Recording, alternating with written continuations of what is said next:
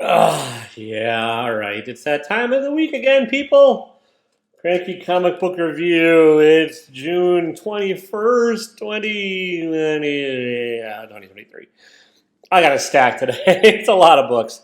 Well, it seems like a lot. It felt like a lot to read. Nothing truly horrible. Some good stuff. I don't know. We'll get into it, right? Let's do it. All right. So, my least favorite. Let's put it that way because I'm feeling nice this week. So I don't want to say worst because people put effort into these things and I'm a kinder, gentler me. But anyways, we have Wild's End #1. This is Boom Studios by Dan Abnett with art and lettering by I.N.J. Culberd. This is a weird book. It's anthropomorphic, but I don't know why it's anthropomorphic. There's no good reason for it to be anthropomorphic other than maybe Dan Abnett wanted me to say anthropomorphic like 45 times in this review.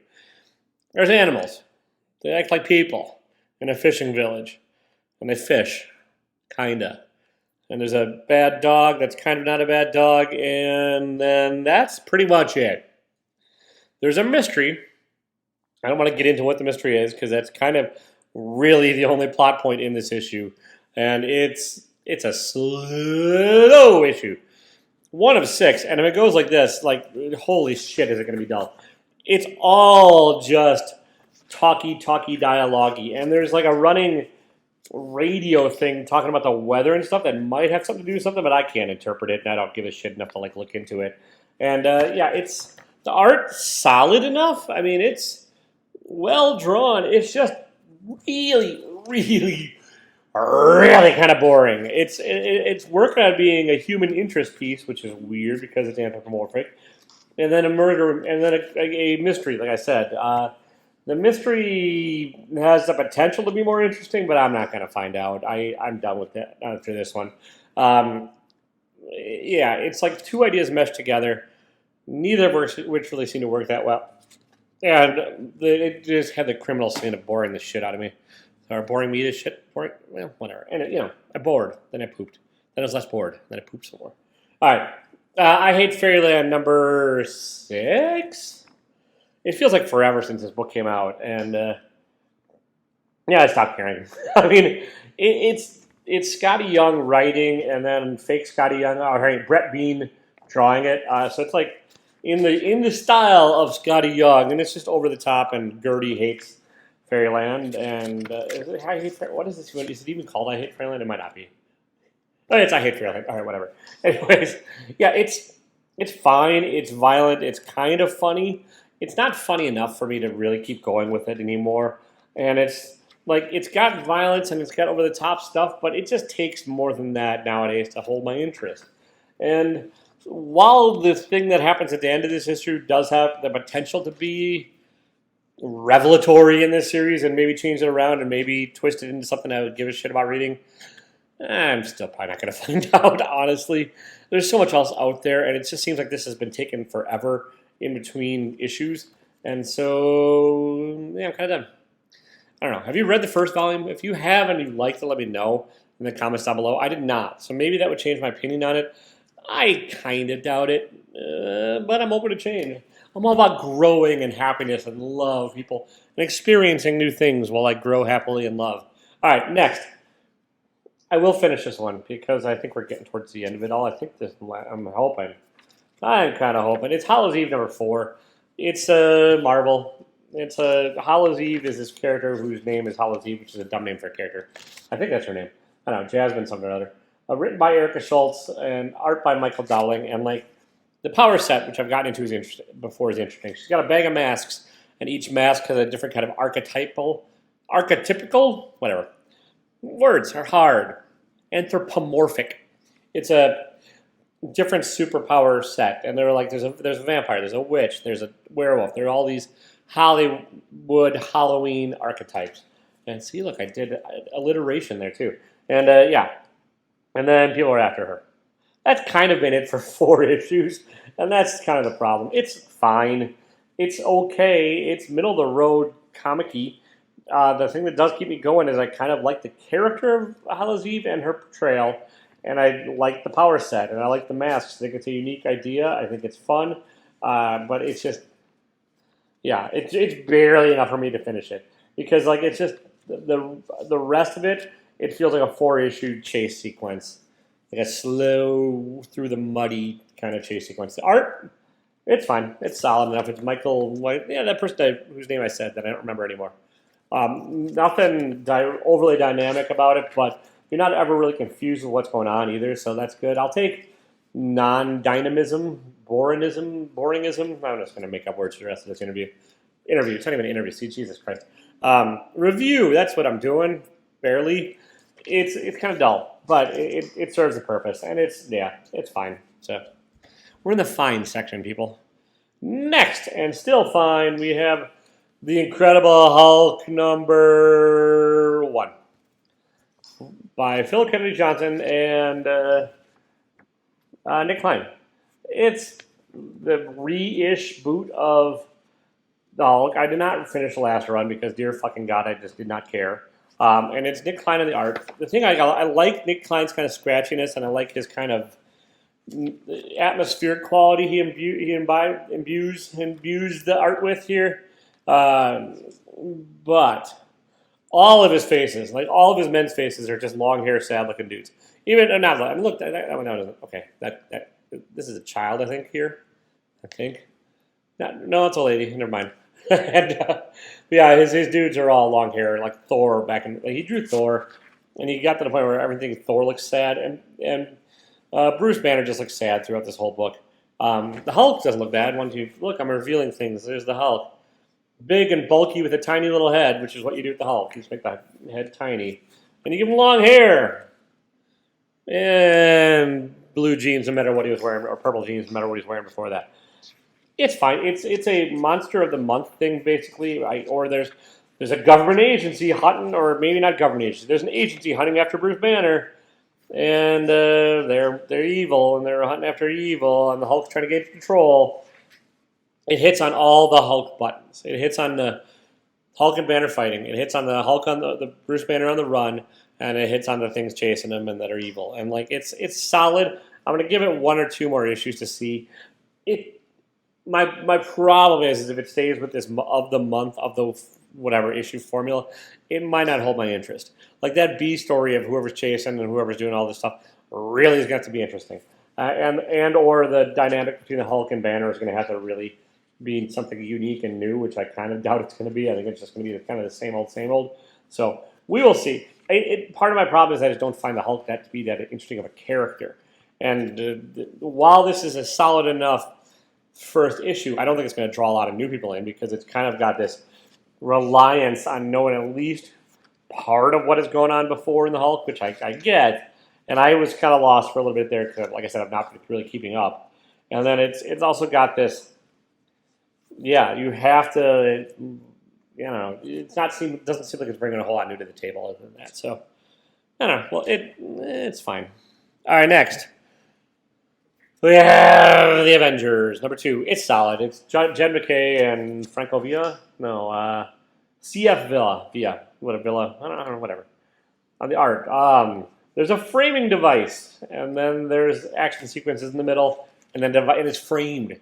There's like 5 issues this month where like there's either a framing device in the past, and that wraps that bookends the book, or the future. In this case, I think it's the future. Is it the future? I don't know. It doesn't matter. It really doesn't matter. But it's like seems like every book this month had that framing device. And yeah, it's fine. I will keep up with this at least 1 more issue. There's Kang the Conqueror, who I'm very, very sick of, but at least this treatment seems different. And the problem with this is the main A story of what happens in this issue. It's fine. It's just not really that interesting. Like the intrigue that Jet is setting up has the potential to really be something, but it's not really balanced very well with an interesting A story. That's the issue. So if that can get ironed out, and if like the balance can be struck where like each issue is kind of interesting and has the big old overarching plot, then I think there might be something worth it here. We'll see. I mean, I guess I could say the same about the Hulk or all these books. If they get better, they'll be better. That's why you show up for these witty kind of fucking reviews. It's all right. I mean, it's the CFL's art is decent, and the story's not awful, but it's not fantastic. And next, we have a framing device. Do we? I don't think so. We might actually. Yep. There's a past framing device. Yeah, there's the past, and then the present. So it's not a framing device because it doesn't frame. It's like a one-sided frame. Anyways, I'll stop. It's the Vigil #2. This is Ram V with art by Lalit Kumar Sharma. And this is DC's new kind of Justice League Dark or like dark superhero team or anti-hero or whatever. And this issue focuses on Arclight and then the Doc. And so you're still learning, you're still really learning who these characters are. And Ram V is kind of just chucking you in the middle of it and expecting you to like go along with it. And I'm okay with that. This issue did have an interesting enough story. It kind of did sort of belie expectations when it came to the main character and the Arclight and the power set and what happened to that character and the treatment of folks throughout. It kind of reminded me a bit of like Wildstorm or the Authority in a bit as far as the team dynamic of like, we're badasses and we're going to do badass things and be badass and consequences be damned because we're the Vigil and we're vigilant and watching. That's not a bad thing, really. I liked the Authority and I liked whatever the other team was. Not Wildstorm, that was the imprint. Doesn't matter. Back in the day, I liked them both. And there's enough mystery here that I'm going to keep going. I trust Ram V. I liked his Swamp Thing a lot. I like most of what he's written that I have read. He's really good at setting up an atmosphere, and this is kind of the thriller, intrigue, super-ish, hero-ish, maybe-ish vibe, and I'm down for it. The art, still solid. Nothing crazy dynamic, but you're not really ever lost. That's not it. This is it. Look, there's a kid with a TV. I'd never seen that before. But yeah, I mean, it's serviceable. The panel structure is solid. You're not really confused with what's going on. Character design, kind of weak, but whatever. I'm okay. Not amazing. Not my favorite thing that Ram V's ever written by a long shot, but it's a DC team book, and it's a new team, and I'm here for it for at least a little bit. Probably going to give it at least till issue number 6, and we'll see how it goes if it doesn't get canceled. It's one where I can see it getting canceled because I don't think a lot of people are going to keep reading it. It is what it is. All right, next we have Donna DC, the Titans, #2. Framing device. Does this have a framing device? It does! It has a framing device. It has a then, and then a now, and then there's a then at the end. And, or maybe it's not a then at the end. Maybe it's not a framing device. But it has a murder mystery, and then the Titans kind of ignore it and then go throughout this issue. It's decent. Tom Taylor's on the art, and somebody Scott. I don't know. Who the hell's on the art? Nicola Scott. It looks like a DC book. Like the art is DC solid and DC good and DC colored and DC flash and everything else. And Tom Taylor's writing a decent team book. The Titans are taking over for the Justice League and they have big shoes to fill and Lord knows if they can fill them. And half the team is taken out of action for reasons and then the characters are growing up and learning how to work together as a team. Yeah, it's that. It's fine plus. If you like Tom Taylor and you like his team building, you're probably going to like this. That A story is not all that interesting. It's the B backup that's not backup. The B plot does have potential to be interesting, except for it's not that interesting yet because not much has happened in here. And I know I've been saying this about a lot of shit this month, but that's kind of how it's been going. And yeah, I will give it another couple of issues because I trust in Lord Taylor and crew because his name's Taylor. Yeah, you got to trust in the Taylors. And I am kind of intrigued to see the mystery. I'm hoping it's not as tropey as it's kind of coming out to be. The very ending of the book was at least a little interesting. And the setup for what's going to happen in the future, not bad. So, decent. Oh, and then do we have a framing device? I actually don't think we do in this one. Do we? I have to keep looking. Oh, 2 months ago. Okay, so not necessarily a framing device, but there is a time jump. Maybe time jump is a better way to put it. In Ultimate Invasion #1, this is Jonathan Hickman, Brian Hitch, and they're returning to their ultimate roots of Ultimatum and Ultimate. And look, it's this dude who's Evil Reed Richards. What's his name? The leader, the invader, the one-eyed stupid character designer. I hate that helmet, whatever it is. I can't remember what they call him. It's Reed Richards. And this is the setup for the return of the Ultimate Universe, or is it not, or it's something. This one's a hard one to talk about without spoiling. No, is it the leader? I don't even know what's the main character's name in this. All right, well, let me know in the comments if I'm being a moron. I did not read a lot of the Ultimate Universe stuff. I was not really reading comics then, so like I missed out on the first run of Miles Morales. I missed out on a lot of the. I read the very beginning of the Ultimate Universe where it was, mostly just more grounded Avengers stuff. But I did not keep going and pay attention when this dude showed up or turned into this dude or whatever. Like basically by the time Hickman was writing any of the Ultimate stuff, I was done. I like this issue. It's setting up an evil villain being evil and doing evil things and outsmarting heroes and being evil and super villainy. So I mean, it's just fun. It's like the Mad Thinker, whatever. What the hell's the name? I can't think of what the fuck the character's name is. Evil Reed Richards is just being evil in this one. That's not a whole lot of spoilers. And Brian Hitch is solid. Brian Hitch, I think, was around from day one of the Ultimate Universe. And so, yeah, this is it's a $6 setup book. There's some sketchy shit in the back. I really wish they'd just give us more pages of the actual story, but you get some process stuff from Hitch. And all it really shows is that, yep, Hitch is a really tight penciler. Look, he pencils tightly, and it's almost ink-worthy. You could probably just color that and call it a day.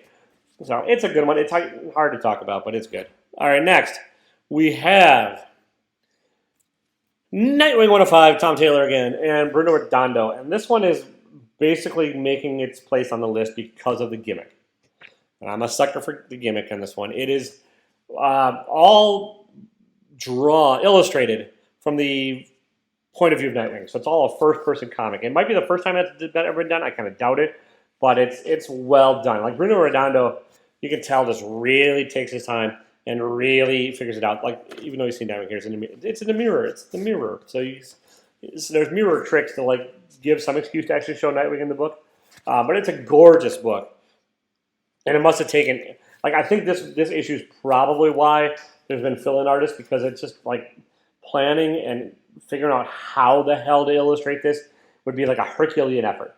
The actual story, it's fun, it's kind of predictable, but it's a good lighthearted Nightwing. Nightwing is not Batman. Nightwing is a romp, a joyous, flippity floppity good time, and that continues to be this. And I like that. I don't think everything needs to be a dark Batman, and honestly, Nightwing, they make a point of saying he's not Batman 15 times in every issue. It's I'm not Batman, and yeah, but the first person stuff, it's really well illustrated.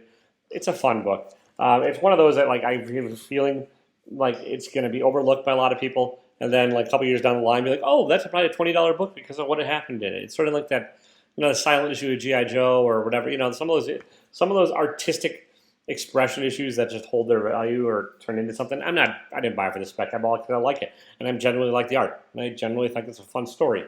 So there you go. All right, next we have a framing device. I don't actually. I should just stop. Actually, I think there is in this one, but it's hard to tell. This is Tenement number 1.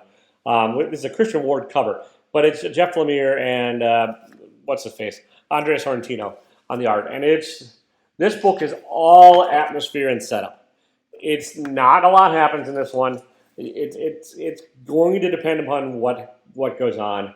It probably will frustrate some people if you read it. It's set in the Bone Orchard mythos, which is, near as I can tell, is just loosely connected, if at all connected. Just horror stories that Lemire and Sorrentino wanted to tell.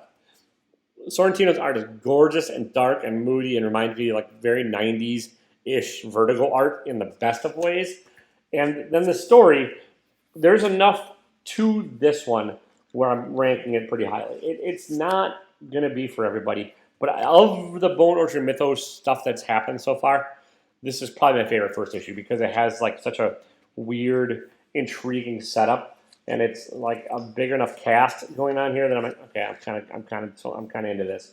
So you have to So one of those books that requires a little bit of faith, and I know that's not for everybody, and I know it's hard to review and talk about because like it is mostly atmosphere in this. There's not a ton of plot. It's setup and gorgeousness, and just kind of like, well, either it's going to be enough for you, and you're going to want to read what's going on next, or you're going to, I don't know, Taylor, I'm done with you, you idiot, you son of a bitch. Never trust another one of your reviews ever again. One or the other. All right, my favorite book of the week, and it tends to be my favorite book of the week whenever it comes out. I wish it would come out more often, but it is what it is. Saga, number 65. And this is another book that's hard to review because it's a space opera, and it like every issue, because of that, does have like a fun story in it, or tragic or something. Like it is fairly fast paced.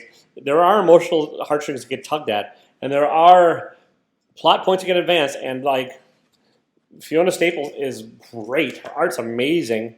Again, not crazy dynamic and not over the top like expressive like full page panels, but she is one of the best going today at telling a story panel by panel. You're never going to be lost. You're never going to be confused as to what's going on. And I think it is dynamic enough, at least for my taste, that it's interesting. And the bright coloring helps. The setting, if you're like space opera stuff, you're going to like this. If you just like a long form story of like kids growing up in war and what happens and all that, you're probably going to dig this. Shitty place to start. Do not start here. There's a 50-page omnibus. You can check it out from the library. Or 50 issue, or you can order it. It's a softback. I think it's still in print. $30 or $40. Start there, or read it digitally. This one actually probably would read pretty well digitally. But like, yeah, it's issue to issue. It's tricky because they're all pretty solid, and so I like it. Am I objective at this point? Not really, because I've invested in the characters and I've invested as to what's going on. If it has a flaw, it's that there's enough time between issues where I've kind of like forgot what had happened in the previous issue, and that can be frustrating. So like you might want to have your stack ready to go so you can flip back into the previous issue and be like, yeah, now I'm caught up. Like I really wouldn't mind if there was like a story up till now, or what happened in the previous issue, like one sentence or two sentence blurb at the beginning of it, in kind of like the sort of like serial storytelling nature fashion. I don't know, words are still hard. I think that would help, but I'm still loving Saga. It's one of the best ongoing titles out there. It's one of the best stories I've read in a long time, and it's just fun. And yeah, you'll manage to like fall in love with certain of these characters and really get invested in them if you give it time. Which is, I don't know, what more can you ask for out of a book? So there we go. Not a bad week, really. Honestly, all things told. Like Wild's End kind of bored me, but otherwise, and I'm done with Fairyland. But otherwise, if I'm dropping 2 titles after all this shit, that's not so bad. So, all right, that's all I got. Don't be a dick, even if you're 65 issues into a comic and you still don't know how it's going to end. See ya.